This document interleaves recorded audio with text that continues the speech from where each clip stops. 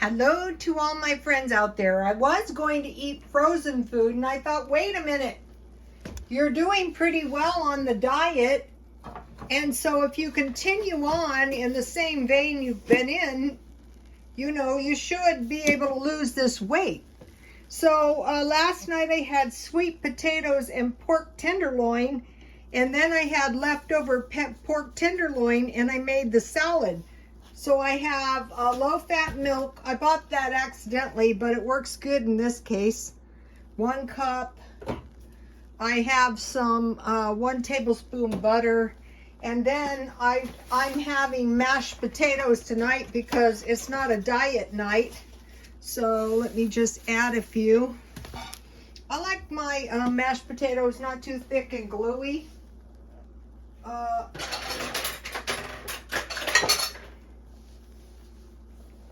So this is what I like to eat, and I thought, well, if you're eating those big salads for lunch, a lot of the problem was the lettuce. I finally found a lettuce I like.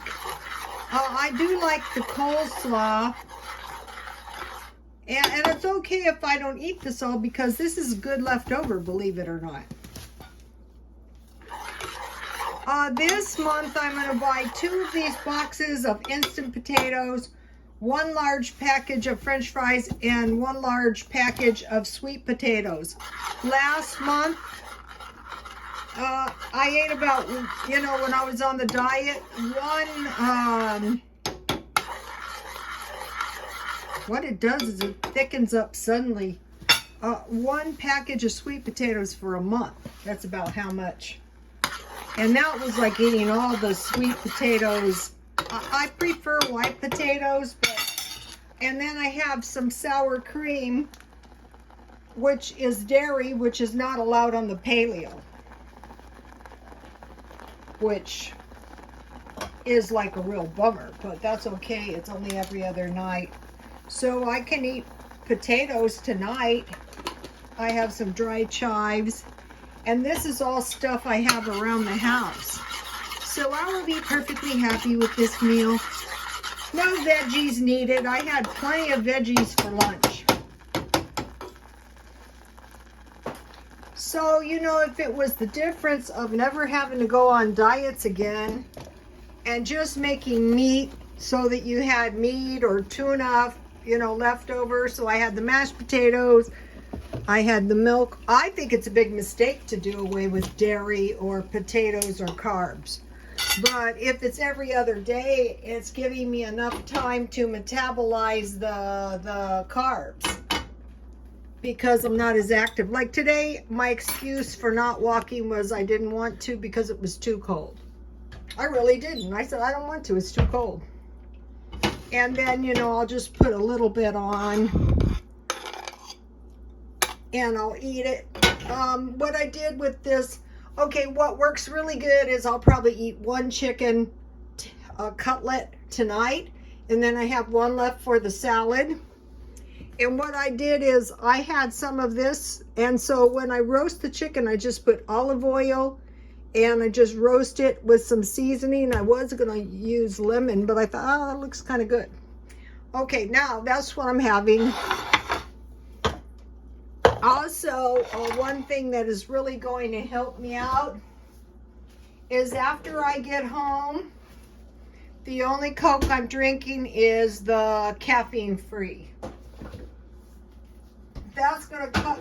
So by fasting from 12 at night until 12 the next day, and then drinking caffeine-free at night, that is cutting down on my other bad habit, the Diet Coke. All right, so now this is good. This is the bread pudding. And I have a really good recipe. And if you make your homemade bread, I tried a little to see if it's done. You guys, this is good. This is like what you call old-fashioned cooking. Here it is. And I used my buttermilk bread. Yummy.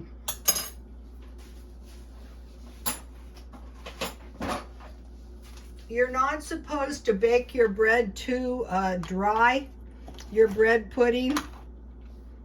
You're just supposed to insert a knife. What I did is I ate a little piece. All right, here is the buttermilk bread. I really like this recipe. I warmed the buttermilk and I added 2 tablespoons honey and I added 2 tablespoons butter. Then where's the water? 1/3 cup water to warm and 1 tablespoon honey. I heated it hotter and then I cooled it to warm, like a warm bath. And I cooled my buttermilk, my butter, and my 2 tablespoons sugar. So 1 tablespoon is in the water and 2 tablespoons is in the buttermilk. And then I put the yeast in the water and the 1 tablespoon honey, and I let the yeast activate. I added the salt to the buttermilk.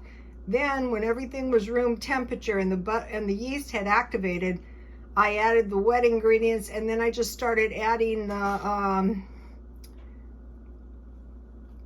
the flour little by little, and then I kneaded the dough and I raised it 1 time in a bake 350. All right, that's that. And then let me give you oh, there's 2 recipes here. I'm going to give you both of these. Here is the bread pudding. See how easy the bread pudding is? Just mix everything, all the wet ingredients, and then add your raisins and your bread and bake. Here's the rice pudding.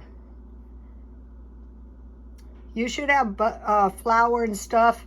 Oh, the flour is getting kind of scanty again, you guys. So the rice pudding's really easy to make too. Okay, now I got another recipe. I've been telling you guys I was going to find it. Here it is, the fruit cocktail pudding cake. If you, during this pandemic, stockpiled a bunch of fruit cocktail, you can make this. It's really good. This is an old-fashioned. We never put anything on top of it, but you could. So that is that. Here is I was trying to find this to show you.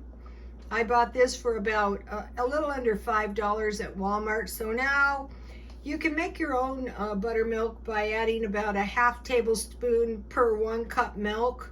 But this stuff is nice, and it worked out fine for the bread making. So there you have it, you guys. Please like, comment, and subscribe, and God bless you all.